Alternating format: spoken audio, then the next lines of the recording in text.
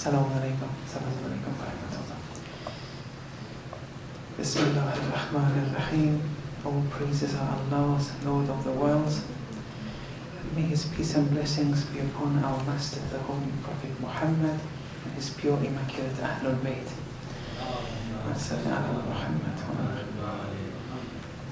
For the last 2 nights we've been discussing Tawheed with the intention of explaining what it means to be a prerequisite of La ilaaha illallah. And inshallah today we'll get to the main discussions. Today inshallah I'll be using Ayatollah Hassan Zada's book quite a bit. In his book, Man in the Irfani Tradition, Insan dar Urf Irfan, it's a book in Farsi, in chapter 1, he gives a very important code. And he starts like this. He says, in the science of logic, man is defined as a talking animal. According to logicians, this definition is complete with regards to differentiating man from other animals. After all, man is a kind of animal, and that which differentiates it from other animals is the fact that it is a talking creature. So he starts with how in logic they define man. It's hayvanun natiq, a talking animal, or a rational animal if you like, whatever. And then suddenly, without skipping anything, he suddenly takes off at a tangent with a particular agenda in mind. He says, however, on exploring the issue in more detail and depth, one observes in books of philosophy, transcendental philosophy in particular, Mullah Sadra's works, and especially in original works of Gnosticism, that existence is equivalent to truth, and that existence, is the true differentiator of all kinds and particulars of existing beings, from the immaterial to the physical, and it's deemed as their form of forms. You see, suddenly, after giving a definition of man, according to the science of logic, he suddenly goes into Samadi Tawheed. And he says existence is equivalent, although the precise word he uses is musawiq. Existence is musawiq to truth. And when something is musawiq, it's equivalent in a particular way. It's the same in all aspects. In meaning, in concept, in particularity, in application. It's the same. It is that. Maybe in mathematics, where they have there's 3 hyphens, 3 dashes, instead of 2. 2 means equals. But where there's 3, if A is where there's 3, I'm not sure what they call that, the 3 dashes, if someone knows this. But it means musawiq. It's that in all dimensions is the same. So existence is truth, in meaning, in concept, in particularity, in everything. So suddenly he describes this idea of, after giving the logician's definition of man, he suddenly speaks about something totally different. And there's a reason he does that. He speaks about Samadi Tawheed, where existence is truth. The pure existence is truth, is Allah subhanahu wa ta'ala. Whatever is its realization, its actualization, occurs through existence. And that's where our identity lies in. So he gives that what it seems rather haphazard, that he suddenly speaks about what the Urafa, how they deem existence to be on a par with and to be truth per se. And then he says, one sign, now there's a reason he gave that small 1 or 2 sentences on Samadi Tawheed. Then he says, one signs to and approves of the logician's definition of man as a talking animal, with the stipulation that we observe man as being in possession of a potential, of a merit and a capacity which, after becoming actualized, enables him to become a real and true human. In other words, the real, true human in the Irfani tradition is he who has become actualized and is attributed to lordly attributes, proper ethics, and praiseworthy etiquettes. Then he suddenly gives the definition of man according to the Urafa. He first gave the definition of man according to the logicians. Then he gave a paragraph. That paragraph, those two sentences, was a preface to him giving the definition of man according to the Urafa. That preface was important because it's a key in how to acquire and to incorporate within yourself the lordly attributes. What is the key? Samadi Tawheed has to be incorporated. First you have to know about it, the knowledge, then that knowledge has to be incorporated within. That's something important here. This is something very, very, it's a key to spiritual wayfaring. And he's alluded to it very concisely, but at the same time very delicately.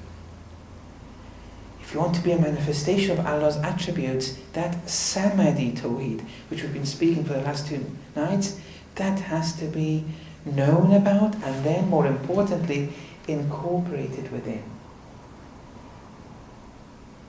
Then, once that becomes second nature within you, incorporated within you, then you can be all forgiving, you can be all generous, you can be all patient, and so on and so forth. Only then you'll have the means. Otherwise, without such realizations, if you don't acquire those lordly attributes, man remains but a talking animal. That you remain how the logicians have defined you, and you never actualize how the Urafa deem you to be in essence. If you don't acquire those, yes, you will just remain as a talking animal. We're born as talking animals. Whether we actually become humans, that's something else. We're all born as potential humans, humans in the Irfani tradition, not in the biological sense. In the Irfani tradition, we're all born potential humans, but actual animals. Whether we become a true human, according to the Urafa, Samadi Tawheed. Otherwise, we remain as talking animals. But what kind of talking animal will one be? The answer to this question lies within one's negatively acquired attributes. You are your actions. Depending on which negative actions you acquired, you will be that. Our negative actions, our sins, will be embodied as different animals, depending on the sin. And you will be a talking creature. Don't look at your external phenotype, that barzakhi body, which will be your body in the hereafter onwards. You will be that animal. And that will cause pain. Whichever animal's characteristics, he says, one's incorporated dispositions are on a par with, one will be that animal. As Amirul Mu'mineen, peace be upon him, has said in Nahjul Balagha, their outer forms are that of humans, whilst their hearts are that of animals. Why is the heart that of an animal? Because he was never recalling Allah. Remember the stage of the qalb? That was a stage where one is constantly recalling Allah. Samadi Tawheed has entered one to some extent. If one doesn't enter that stage, one remains that animal. The Gnostic and Sufi Rumi writes in his Masnavi, Ma'navi, spiritual couplets, he writes this. This is my own translation, it may not be very accurate, but since it's quite long, I'll be reciting 1 or 2 of Rumi's things. I don't want to really go through the Farsi, because these are quite long and it will take time. O you who tears the Josephites' clothing. Josephites being symbolic of people, clothing being symbolic of bodies. O you who tears the Josephites' clothing, you will be resurrected as a wolf after the heavy sleep. The heavy sleep being death, in contrast to the light sleep in this world. All the wolf's attributes will constitute your ingrained ethics, tearing out of anger your limbs. Those uttered words with which you stung others like snakes and scorpions will be embodied as snakes and scorpions and will bother you. The adulterer's private parts will reek, and the mouths of those who drink wine will reek.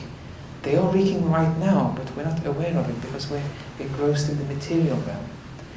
The resurrection of the greedy, vile consumer of flesh, in brackets, one who's drowned in materialism, will take the form of pigs on the day of judgment.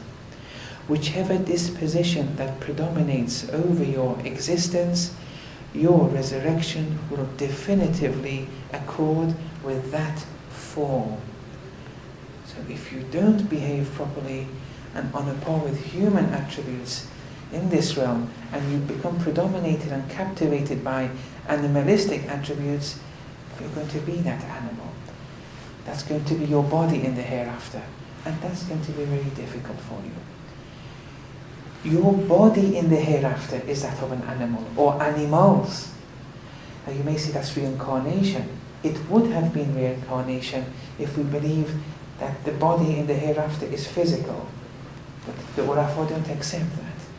They don't believe in a physical body. It's a barzakhi body, and a body of the hereafter. These are immaterial truths.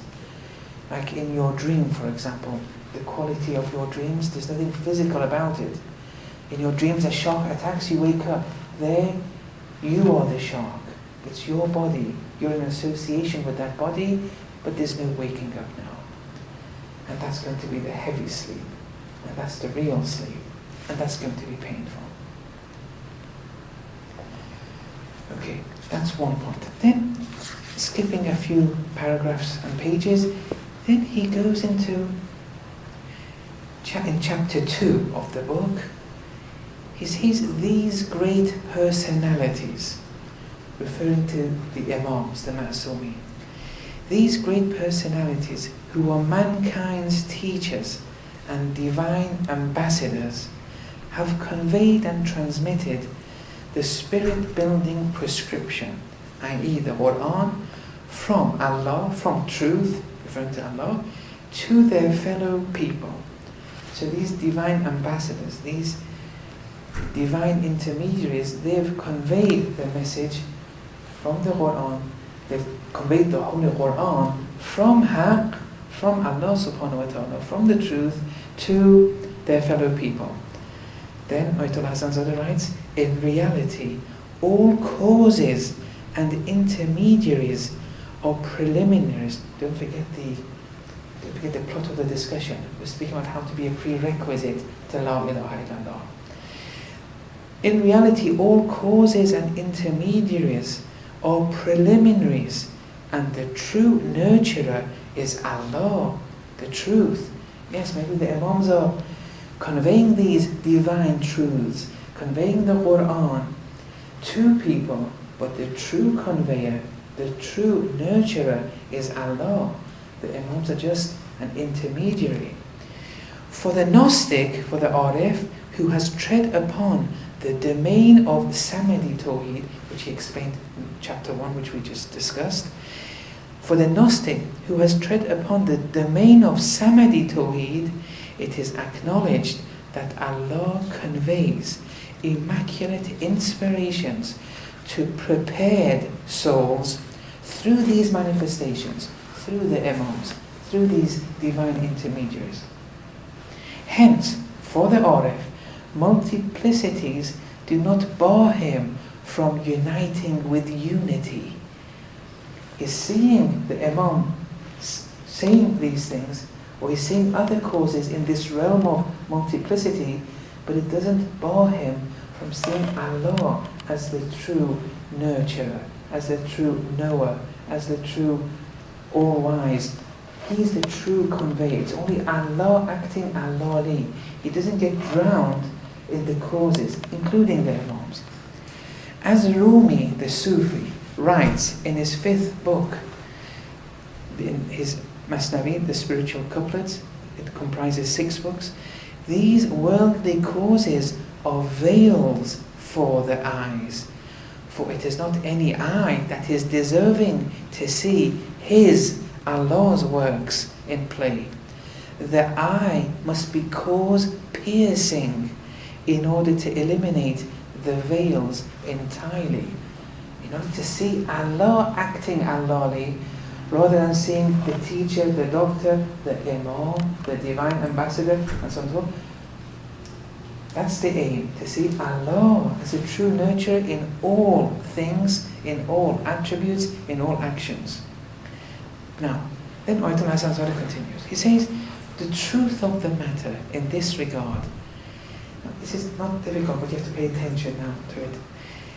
The truth of the matter in this regard is that for teaching the parrot how to speak, it is placed, the parrot, is placed before a mirror to see the image of its own type. So you want to teach the parrot how to speak, you have to put a mirror in front of the parrot so that the parrot sees its parrot kind. While someone from behind the mirror actually speaks, making the parrot believe that those spoken words are uttered by its fellow parrot in the mirror, gradually learning how to speak from it. It is comforting to no. Then that's something else he speaks. Then he says, this matter of the parrot and everything, has been composed very well by Rumi in his 5th book, under the title, and the title is quite a long title. It reads, "The Parable of the Sheikh's Teaching of his Students and the Prophet's Teaching of the Ummah." The parable of the parrot is the parable of a sheikh, a true mentor, teaching the student, or the parable of the Holy Prophet teaching the Ummah. And the fact that they, the students and the Ummah, the community, cannot tolerate being taught by the truth. The student can't tolerate being taught by Allah. The Ummah can't tolerate being taught by Allah directly. They can't tolerate being taught by the truth, and they bear no affinity with the truth in the same way that the parrot cannot acquire affinity with the person's figure. The parrot can't be taught, a person can't come himself and teach the parrot. The parrot can't bear that affinity of the person figure, and so cannot learn from it. And the Almighty Allah and the Almighty Truth assigns the Shaykh like a mirror, or the Prophet like a mirror to the Ummah, or the Shaykh like a mirror before the students, and he, Allah, teaches them from behind the mirror. So if a parrot, there's a mirror through which someone teaches the parrot words. We have a Shaykh, which is a mirror to the student who doesn't have the capacity to see Allah or listen to Allah. We have the Holy Prophet, who is a mirror to the Ummah, because the Ummah don't have the capacity to see Allah or hear from Him. They hear through the Prophet. The student hear through the Shaykh, the mentor. The parrot is taught through that mirror which has that image of a parrot, whereas someone behind the mirror is teaching the parrot, a human, for example, teaching the parrot how to speak. Try not to get lost with these examples. Then, Ayatollah Hassan Zadeh, very eloquently, he says, it is in this domain one becomes informed and familiar with the secrets underlying chapter 41, verse 51, وَمَا كَانَ لِبَشَرٍ أَن يُكَلِّمَهُ اللَّهُ It's not possible for any human that Allah should speak to them illa wahyan, except through revelation, direct revelation, or min wara'i hijab, or from behind the curtain, that's the important part here, or yursilu rasulan fayuhiya bi'iznihi. Yes, mo yasha, I think it should have. I've missed that out. It has bi'iznihi mo yasha. So, either through direct revelation, or from behind the curtain, or a messenger like Jibreel, Archangel Gabriel, for example, is sent to them that reveals with Allah's permission to whoever wants it. Here, it's the second part which is important. Some people do have that capacity. They receive Allah's revelation directly. Some people, like Nabi Musa alayhi salam, received revelation from behind the curtain. The tree was speaking. The tree was saying, Ana al-Haq. The tree was saying, La ilaha illa ana. Because the tree was manifesting all of Allah's attributes. Allah was working through a tree here. Whatever is has that capacity to manifest Allah entirely. The capacity is there through the tree behind the curtain. Nabi Musa alayhi salam received divine truths, revelation from Allah through the tree though. The parrot receives the human words through the mirror which has a reflection of the parrot. The student receives divine truths through the shaykh. The ummah receives divine truths through the Holy Prophet. Rumi writes, the parrot, now this is Rumi again in Mathnavi, the parrot sees in the mirror its own image standing and facing it. Hiding behind the mirror is the teacher who speaks eloquently for it. The parrot believed that those words are those of the parrot in the mirror. He can relate with the parrot. He has affinity with the parrot in the mirror. He can relate with it, it's of a fellow kind. And he actually thinks these words are coming from the parrot, which is in the mirror. That's how the parrot is learning. Learning what? The words of the human who is behind the mirror speaking for it. Because if the human would come to the parrot and say, now listen, learn this, that and the other, the parrot would just be scared and can't even relate to the human being. Hiding behind the mirror is the teacher who speaks eloquently for it. The parrot believed that those words are those of the parrot in the mirror, and thus learns to speak from its fellow kind, unaware of the trick played by the experienced teacher, who teaches it from behind the mirror, because it will not learn from other than its fellow kind. It learns the words from that man of literature, the parrot is learning the words from that man of literature, but is unaware of its meanings. It learned speaking one word at a time from man, and it perceives nothing but this physical sound from man. Then Rumi now brings another example, very subtle. Likewise, within the mirror of the saint's body, the fully attentive student sees himself. Here, the saint, the wali, is also a mirror for the student who sees himself through the mirror. Now this is not like the student and mentor example like before, where the student receives Allah's knowledge through the shaykh. This is another dimension to it. It can refer to that too. It does qualify in relation to that, but there's something more subtle now Rumi is alluding to. We'll come to that in a minute. Likewise, with the mirror, so the concept of the mirror is important here. Likewise, within the mirror of the saint's body, the wali's body, the fully attentive student sees himself. Concerning the truth, the universal intellect that lies behind the mirror, when will the student ever see him during dialogue? He's just seeing the shaykh, the wali, the saint. He, the student, believes that man is talking, that the wali is talking, whilst there really is a secret in play, but he is unaware. Right. Now here, this is a very important point now.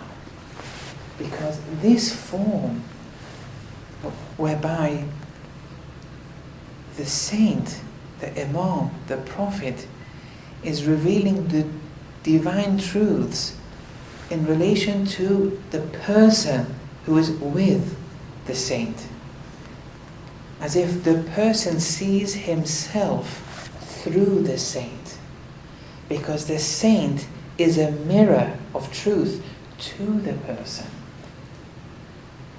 Now what does all this mean? I'll just give one example. We have a tradition of a story in this tradition. It's very important. It reflects this. Once the Holy Prophet was just walking with his companions. They encountered someone and he said, every time I see you, to the Holy Prophet, this person said, I hate you. Very, very frank, he was very open to the Holy Prophet. And the Prophet would always be very patient. He would never act out of anger, with any grudges. He would love everyone, even if they swear at him. He would be very patient. He was the Prophet of everyone, the good and the bad, the believers and the non-believers. That's what imams are. That's what prophets are like this. They're not limited to a certain group of people. Scholars, and especially people who are wearing this cloth, have to be careful. Their audience isn't a restricted audience with a restricted agenda. They have to love all people. They have to give the benefit of the doubt to all people. If there's an iota of probability that you can change people's ways, you do it. You never attack them, you never go against them. Unless it's really firmly substantiated before that there's no way. But that's not the way Imam Hussein alayhi salam worked. During the scene of Karbala, during those few hours, you kept on seeing people coming and supporting Imam Hussein, or during those few days rather, but especially during those last few hours.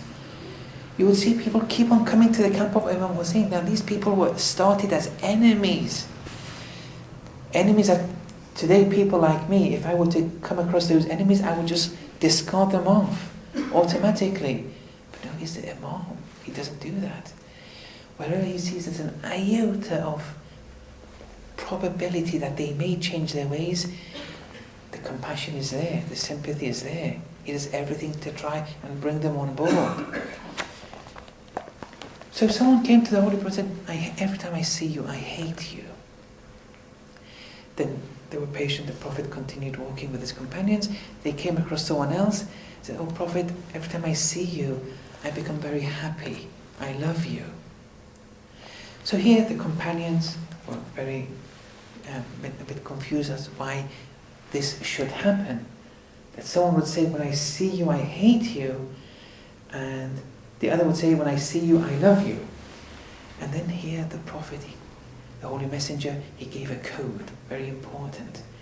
He said, I am a mirror. And people see in me as they are in reality.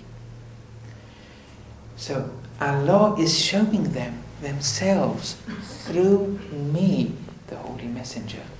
Now Rumi, with this story, he's given a verse, which I'll just recite the Farsi too. Goft, after reciting this story in Mathnavi, he says, Goft, man aynam masghul dast, Turk و Hindu در من آن بیند که هست. He said, in the actual poem, he said, referring to the Holy Prophet, the Holy Prophet said, I am a mirror polished by hands. The Turk and Indian, in me, they see that which they are, because they are mirrors.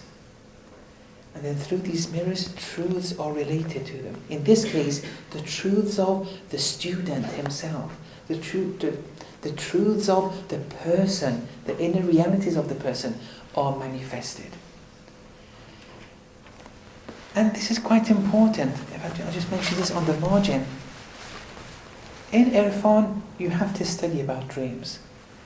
It's many chapters of Irfan in the textbooks, they speak about dreams, and we studied them. But I'm not an interpreter of dreams. And many people keep on emailing me with dreams to be interpreted. I just know the general principles involved in dreams. Once someone emailed me and said that I saw a scholar in the news. What does that mean? Now, you see, now I may have some idea what that means. I mean, I can't tell everyone what the meanings of dreams are, because I'm not the interpreter. In general, when you have dreams, you have to be patient with it. From the logic of the verses of the Quran, when you have dreams, you keep it to yourself. You don't tell your brothers in mankind, for example. So Yusuf alayhi salam, it was his physical brothers, but your brothers in general, your brothers or sisters, your fellow brothers or sisters in faith, you don't tell anyone about dreams. Only those that it's substantiated before you, can help you, can guide you. Even there, it's better not to. We don't have many interpreters today. Some may even misguide you. So you just keep it to yourself. You just keep it. Preserve your spirituality without a doubt. Eventually, over time, if you preserve your spirituality, you'll reach a point after 1, 2, 5 or 10 of such dreams, the meaning will be conveyed to you directly to such in dreams, to such an extent that you will acquire yaqeen, certitude. Until that point, that dream is not proof for you. Once you acquire that yaqeen, that is now proof for you. Be patient.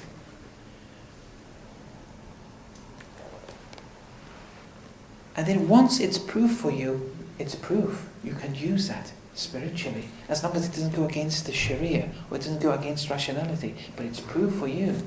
And you can't tell others, I had a dream, so listen. No, never tell anyone these important dreams.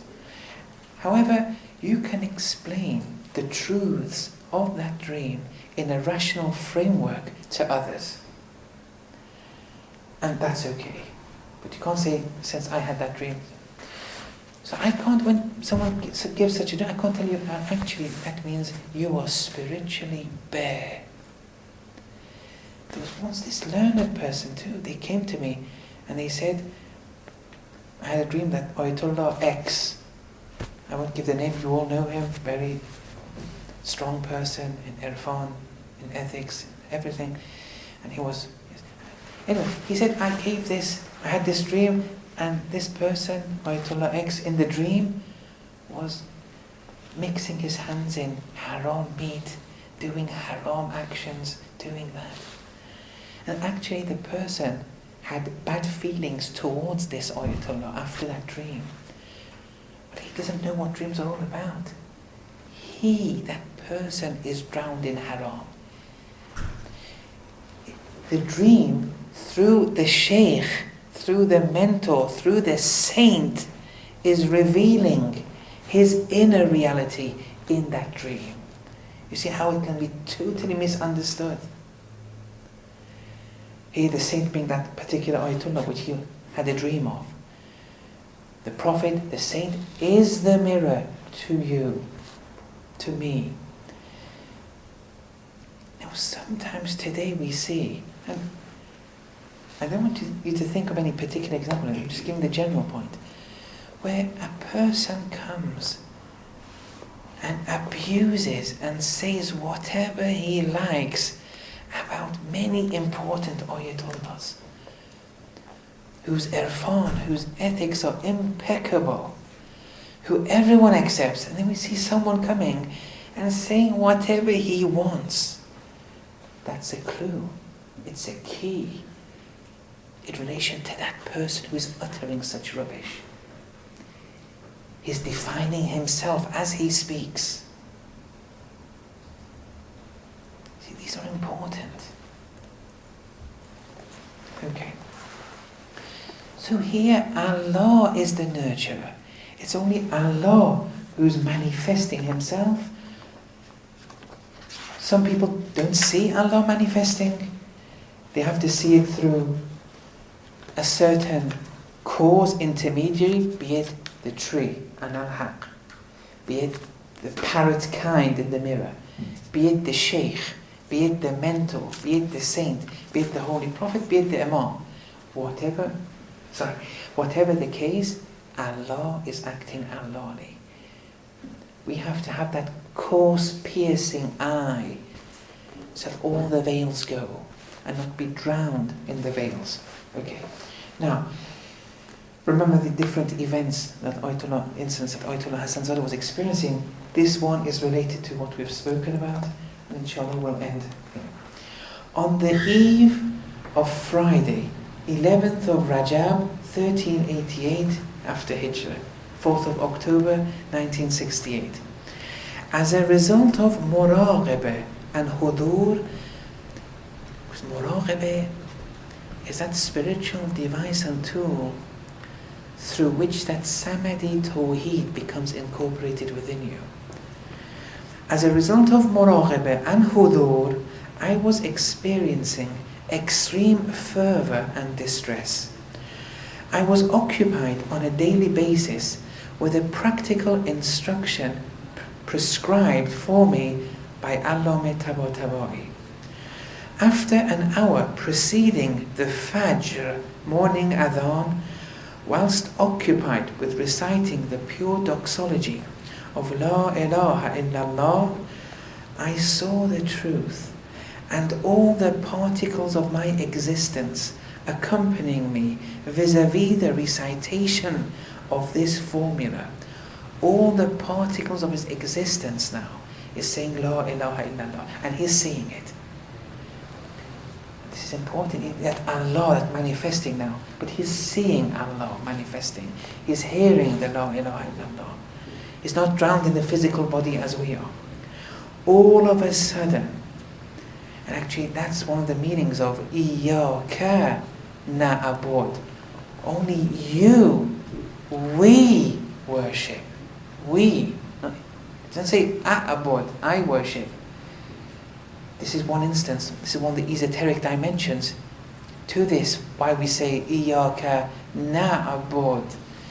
Where here Ayatollah Hassan says every particle of my existence now is saying La ilaha illallah.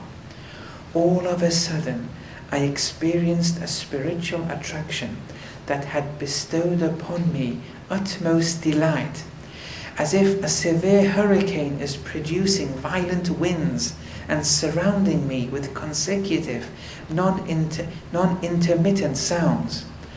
A movement so fast then occurred that it was 1,000 times faster than the speed of a jet in airspace. He's now explaining the Mi'raj, but it's not a physical Mi'raj now. In our dreams where we go travel very fast in space, but he wasn't sleeping, he was awake. He's now entered the immaterial realm. He's detached from the physical realm.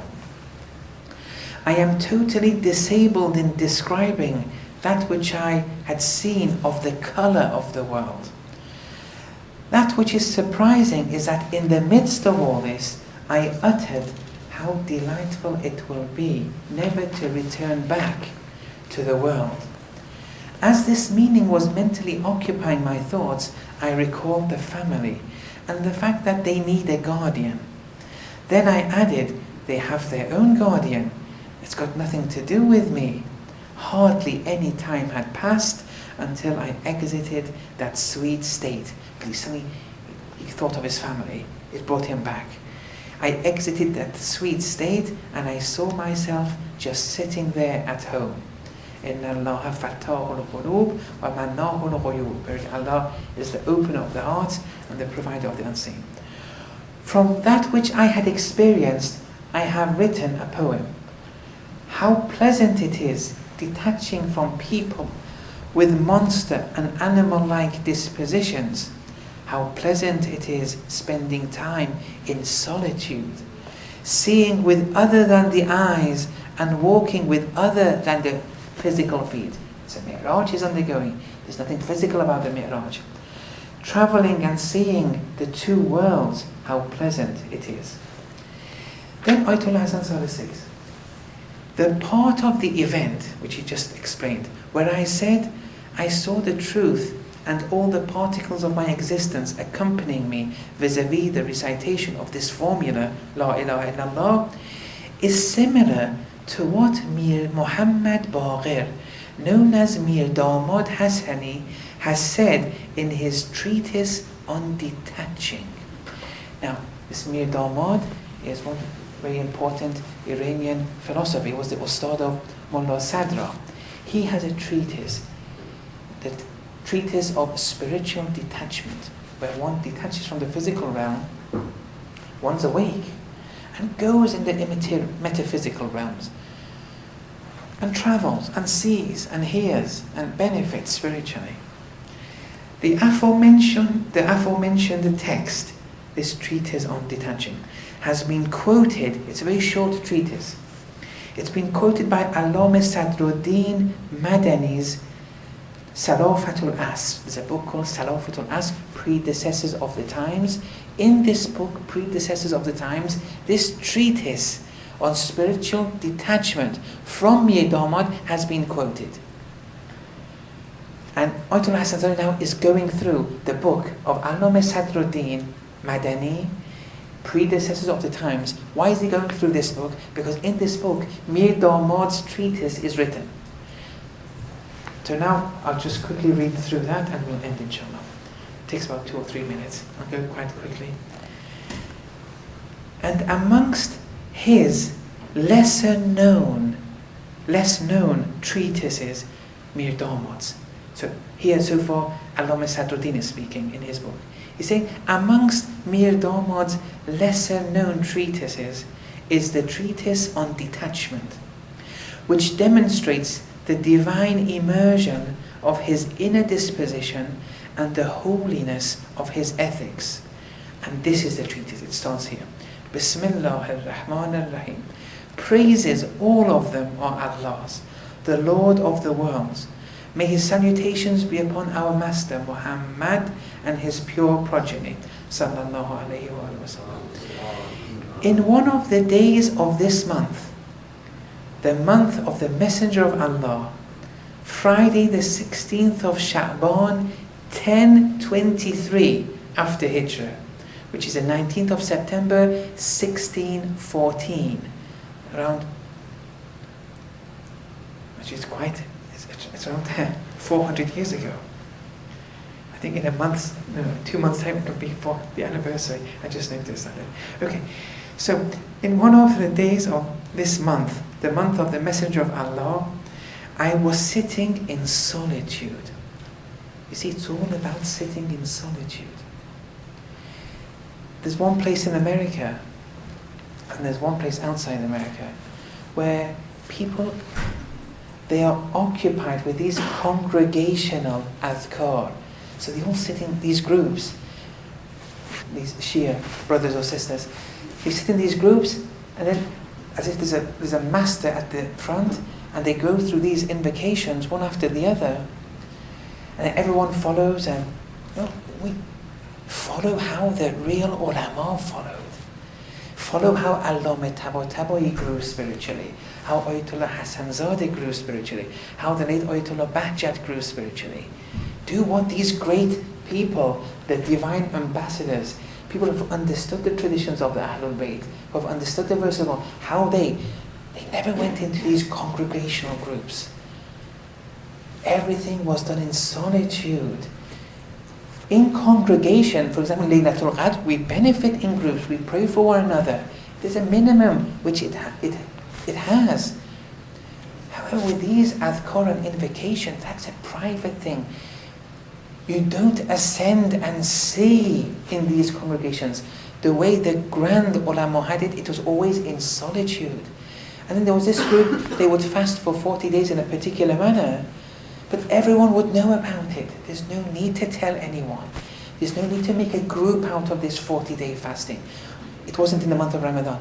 It's good what they did actually. The 40-day fasting, also it had a vegetarian basis to it. It's not bad. There's nothing haram to it. Unless you say this is, for example, mustahab to avoid something for 40 days. These things aren't bad. Keep it to yourself though. Nabi Isa alayhi salam, when he would fast, he would rub oil on his lips. No one would know his fasting. Now in the month of Ramadan, that's okay, that's a wajib fast. For the mustahab fast, keep it to yourselves. This issue of informing the whole community, there's no need. Some things have to be kept private. Once you let go, they'll kill you. Like they killed Hallaj. They'll disrespect you. They'll ruin your dignity, and you deserved it because you put it out in the open. You can't. These things are treasures. You don't put treasures under the feet of pigs, as Avicenna said. You have to be careful here. Anyway, sorry to be diverted.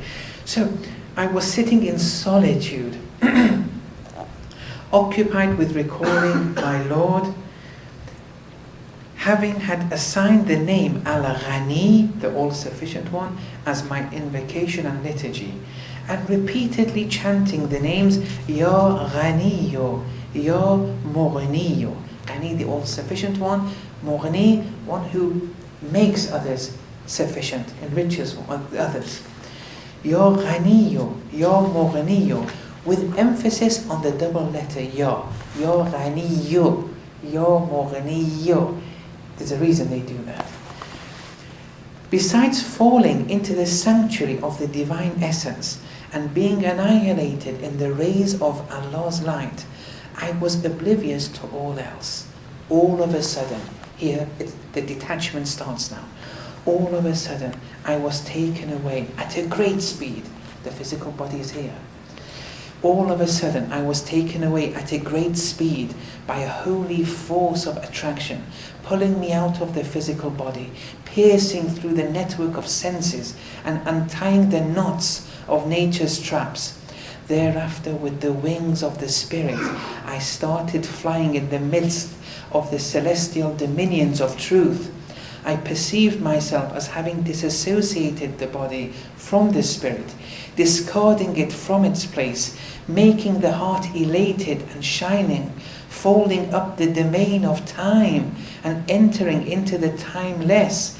And there I saw the inner realities of all the kingdom's orders, including the immaterial realities, providential realities, the divine realities, realities of nature, holy realities, material realities, realities of time, and the sempiternal realities, as well as the groups of the unfaithful and the faithful, and the tribes of pre-Islamic ignorance and Islam, both men and women, from the past, present and future, together with their successors, from pre-eternity to post-eternity. All of these I saw assembled in the domain of existence, and I saw all assemblies of contingency, i.e. other than Allah, be it big or small, thin or thick, constant or changing, now and in the future, all of them in groups and crowds were being attracted to that realm, and all their essences were facing Allah, unself-consciously fixing their eyes upon Him with a destitute and wholly needy tongue, and an essentially annihilation-susceptible tongue, lamenting with destitution, exclaiming in supplication, wholly beseeching before Allah, recalling Him, praying before Him to answer their calls, and they would exclaim without being self-aware, Ya Ghaniyo, Ya Mughni. With these immaterial lamentations and unseen exclamations, I was on the verge of becoming unconscious, forgetting the substance of my immaterial essence as a result of severe perplexity and fright, becoming absent from the sight of my immaterial soul, emigrating from this vast earth and instantaneously exiting the diameter of existence, when all of a sudden that state of spiritual solitude, even though I was in complete affinity with it, bid me farewell, and that very attraction with which I was ecstatic about, and with whose departure I became very saddened and sorry, was taken away from me, and I returned once again to the earth's tumultuous ocean and nature's abode of deception. That was Mir Damad's treatise. Allama Sadruddin, who in his book, the aforementioned treatise ends here, and Allah Immaculate Bihi knows more. Then Ayatollah Hasanzadeh ends by saying, this was the treatise of detachment, quoted in Predecessors of the Times by Allama Sadruddin. In summary, Allama Hasanzadeh is saying, I was occupied with the mantra, Ya Ghaniyo, Ya Mughni, in solitude, and then all of a sudden I witnessed all that is other than Allah expressing this mantra. In his case it was La ilaha illallah. A heavy fear came across me before coming out of that state. Wa sallallahu ala Muhammad wa ala alihi.